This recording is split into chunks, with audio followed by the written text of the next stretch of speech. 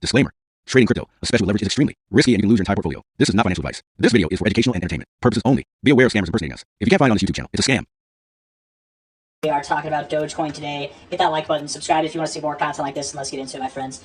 It is the 7th day of September by the way of the charts, and we have about 21 hours and 32 minutes left in this day and this week as well. It's the end of the week. It is Sunday. We're looking at this on the Binance chart because it has the most volume in crypto. Binance USDT pairs have the most volume in crypto. And looking at this on the weekly time frame, you can see that Dogecoin is clearly in an immaculate uptrend. Okay, absolutely it is. It's perfect. If you're looking at it from its all-time history, it's in an even more immaculate uptrend. It's even more immaculater. It's perfect. It really is. But I do believe we're on the base, the bottom levels of this uptrend, and we should be moving up higher any day now, any week now. Here we are at 21.6 cents. We hit a low this week of 20.4 cents. I do believe Dogecoin has found its low. If not there, then perhaps slightly lower. There's, a few coins here and there that I've been dropping the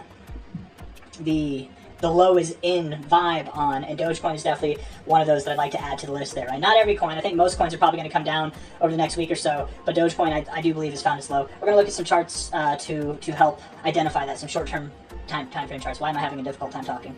It's the end of the day for me, man. I'm all cracked out on soda. If we're looking at this here on the 1 hour time frame, the RSI is pretty volatile. Overbought, oversold, overbought, oversold, overbought. Didn't get oversold here, so you're left in a more bullish posturing than bearish posturing, which is nice. Stochastics do look bullish, and then if we're looking at the MACD here, the MACD is crossing back up. It's pretty unreliable though, right? I don't care that you're crossing. It's good that you're crossing above the zero, but does it matter? I don't know. You've been sideways, probably not going to matter too much. It's on the 1 hour time frame anyways, but overall, sure, bullish looks. Yeah, very bullish looks. Makes me think that we're moving higher, at least on the 1 hour time frame. 4 hour time frame, the stochastics are getting overbought. You're having a hell of a time getting oversold, at least with the last 3 interactions, so that's nice to see. RSI is pointed upwards, pretty neutral overall, but starting to show a bullish, your bullish hand, I would say. And then because of how sideways you moved, I wouldn't expect the MACD to really matter that much either. Though you have good stuff going on with being about to cross above the zero on your oscillators here, so I guess that's good in itself. But I'm not wooed by the MACD.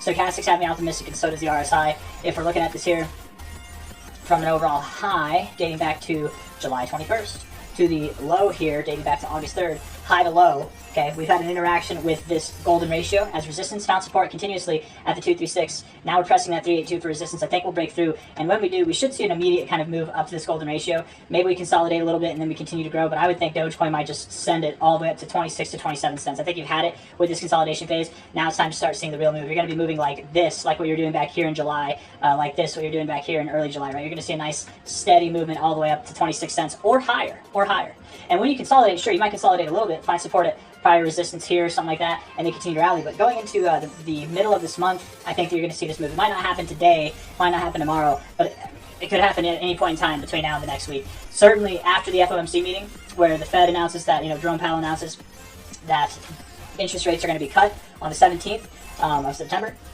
Certainly on that day and after that day, I would expect that not just Dogecoin, but the whole market will be rallying. So Dogecoin being kind of one of those pinnacles of the market in the top 10 there, it would make sense that we're rallying going into that date and outside that date as well.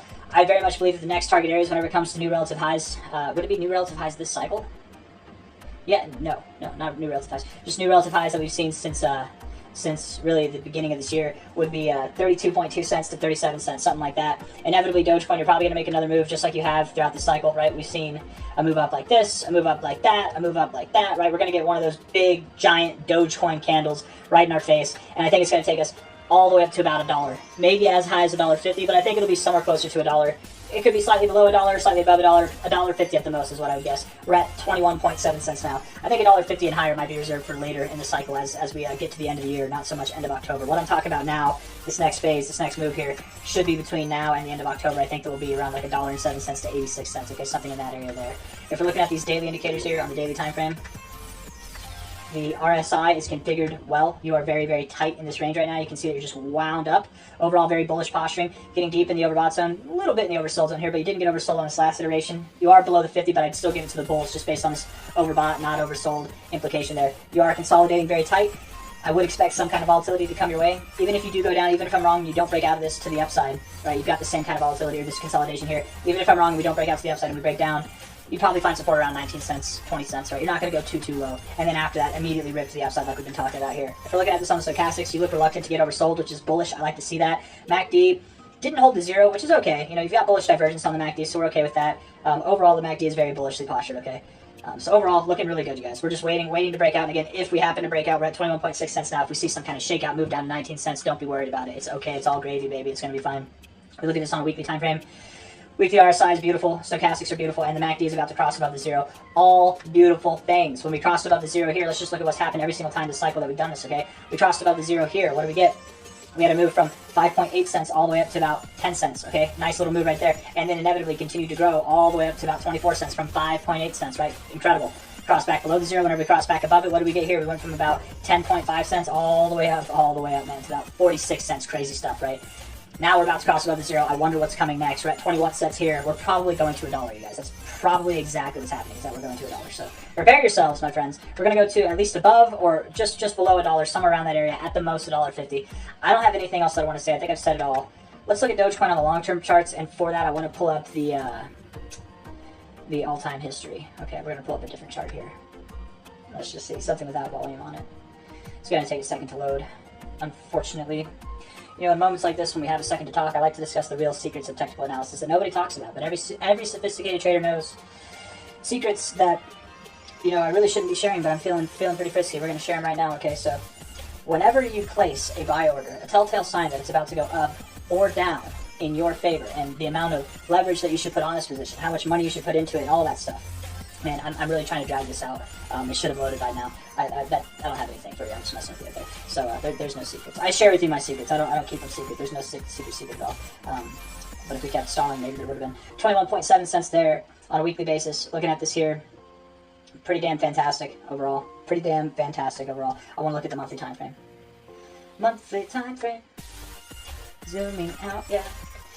Higher lows, higher highs throughout every single cycle. We've yet to have that massive Dogecoin move like we see every single cycle, right? Bouncing off the 50 twice here. Okay, whenever you bounce off the 50 last cycle, that's essentially that propelled you up higher. Bounce off the 50 that cycle before, we propelled higher. Here you bounce just below the 50, propelled higher, okay? Dramatically higher. Stochastics are bouncing off the oversold zone. That's awesome. MACD, whatever. It's overall bullishly postured.